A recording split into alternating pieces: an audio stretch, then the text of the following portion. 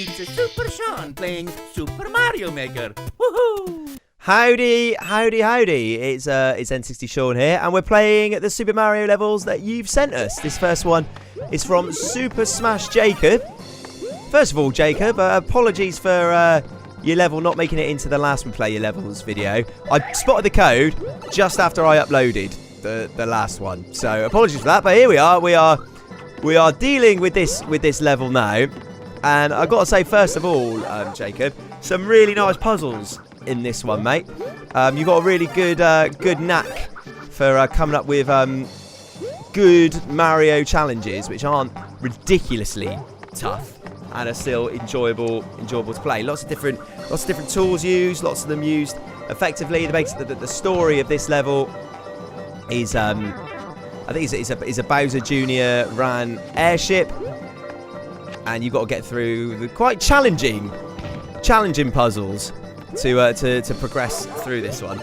As you can see, there's quite a few massive chain jumps there. So this level took me quite a few goes to get right. So here's Yoshi, just like a pro dealing with those cannonballs. And we have a Bowser Jr. straight off the bat. I mean, Yoshi, you're gonna be in for a headache here. Maybe just land on his head and then deal with him. That'd probably be. There we go. See you later. Someone in the Mushroom Kingdom is probably just going to be chilling out and having a Bowser Jr. land on their face or picnic, which would be a shame. Right, Yoshi, your services are no longer required here, mate. Because I don't think we can jump up there with you. Quite a tricky wall jump, so you don't want to be propelled into the abyss on our right. And down we go. Get this on. And that was close. That was very close. So as you can see, there's quite a lot of challenges. I mean, the only thing I'd probably say, Jacob, is that some of the harder ones were quite in the middle of the level. I reckon with all of these ideas, I think you could probably spread these out into 2 levels. Like, so make a few sort of easier challenges, a few little puzzles just to set the environment of the level, and then you could use maybe half of the challenges for this in one level and half of the challenges in another level. I mean, that's just my preference. I mean, I had a lovely time playing it as it was, but I think that would give some of the puzzles here some time to shine on their own. I especially like the cannonball bit. I thought that was really nice. And then you've also got this this final part of the stage as well, which I really like. Of course, and I like this because it's like Bowser Jr.'s been thrown out of the ship, but now he's flying back to come and get you. That's a cool little touch, if that's what you're going for, Jacob. I liked it. But yeah, cool level. I had a little go on some of your other levels as well. The Hazy Maze. Nice stuff, Super Smash Jacob. Cheers for sending in your levels. If you've got any more that you want us to play, then do send them over. This one is the Can You Survive the KOOPARENA level. Now, this one took me a little while to work out what it was you had to do. Mainly that's because I'm a bit stupid. But once I worked out what was going on here, I absolutely love this. This could almost be a mini Mario game all on its own. I can imagine this being on like the Game & Watch or like on the Game Boy or something. It was really cool. So the main premise of this one is to survive the wave of nonsense Koopa attacks long enough for the P block to drop down, which then gives you a little bit of respite, gives you some power-ups to top up before the next lot of enemies all arrive. It's a bit like the dual mode that you get in like the old Golden Axe Streets of Rage games, of having loads of different enemies come out and get you, but it's not. There's enough power-ups for it to not be insanely difficult, but still chaotic enough for it to be really, really fun. And once you get the hang of what it is that you're supposed to be doing, then you can have a lot of fun with this one. As we are on round 3 at the moment, and like you say, like it gets really chaotic, but because there's enough power-ups, it's not frustrating. which is what I like. I didn't ever find myself frustrated on this level. I was very much entertained throughout the whole time. Even during the bits when I was like, what on earth is going on here? I have no idea. And also, I've spent a lot of time just trying to work out how on earth you've actually done this.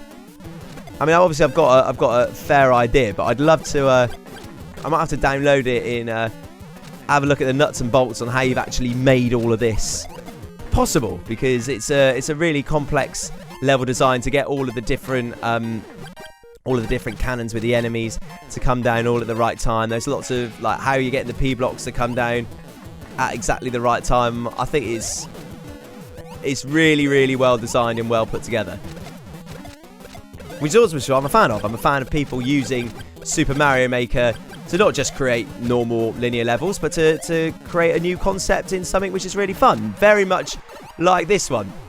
So make sure you give this one a download, see how you get on. And I think that is the final wave of enemy nonsense to deal with.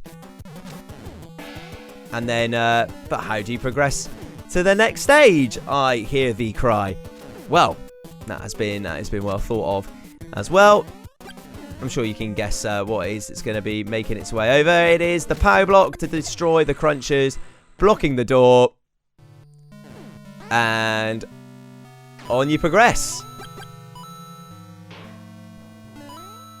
Now, curiosity got the better of me here, so I wanted to check out what's going on, because there are a few secrets lying around this level.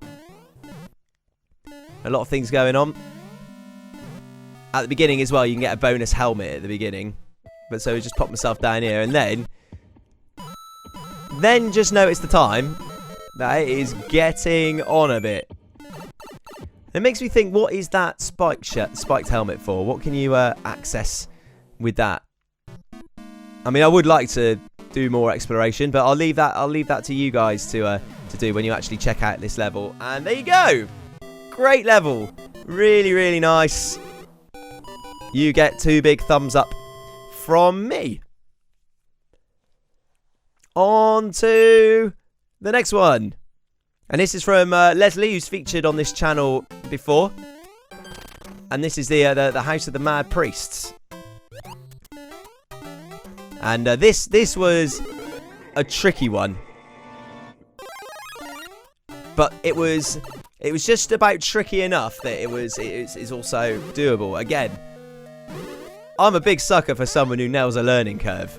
Alright, and Leslie, lots of Leslie's levels really do that well. I recommend checking out some of his other stuff as well. He's one of the ones that I do follow. I don't follow many creators, but when I find a decent one, I do like to do find that a lot of their levels is a good way of always guaranteeing that you're going to be playing some decent levels.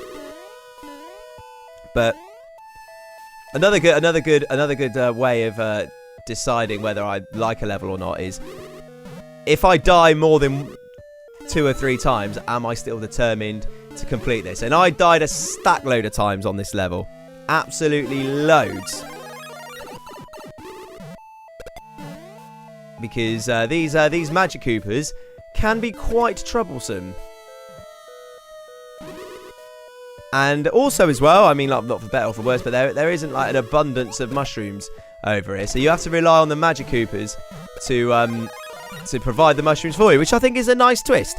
I think that's a strong way of doing it, Leslie. And then in this, I mean, nightmare upon nightmare in here. It's a lovely little boss-ish battle where you need to get to the Bob-omb to get access to the next place. But I would take ages to actually make the correct blocks get destroyed, and I've found that bit probably a lot harder than it needed to be. And there you go. That is the House of the Mad Priests. Really, really good level, and it's Dynamic, who's another person who's also featured on this channel before, and another one of the creators that I follow. And he's created a lovely little Diddy Kong pirate ship based level with lots of secrets, and I would say it's quite a straightforward level. There's nothing too challenging. But if you're just looking for a level which feels and plays like you could be playing a genuine SNES game or a genuine Diddy Kong game, then that's one of the things I like about Dynamic's videos, is that he really nails that quite nicely.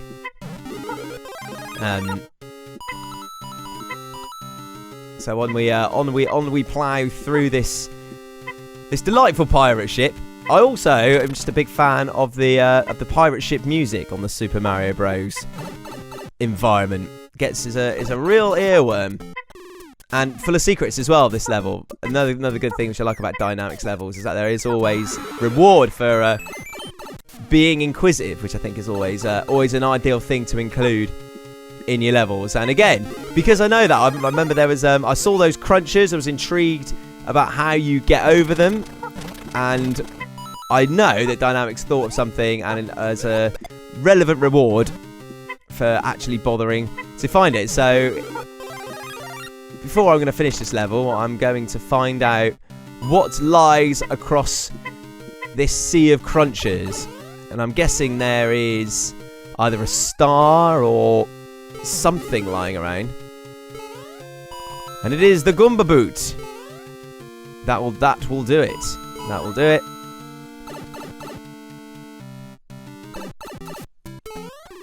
And here we go, checking out all the secrets. Also back to Diddy Kong, which is always ideal.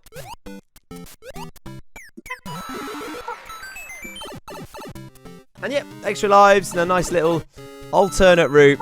I think we can probably get this level done now. And here we go. That was another lovely level by Dynamic there, and the codes of which is in the description. So those are some of your levels this week. If you want us to play your level, then it's really easy. Just drop the code in the comments box. Make sure you subscribe as well, because then you'll definitely know when the video has come out. Drop a like if you enjoyed those levels. Make sure you give them a play and a star as well in the old Miiverse, because it's always nice to get a star. Cheers for watching. Like and subscribe. See you later. Bye.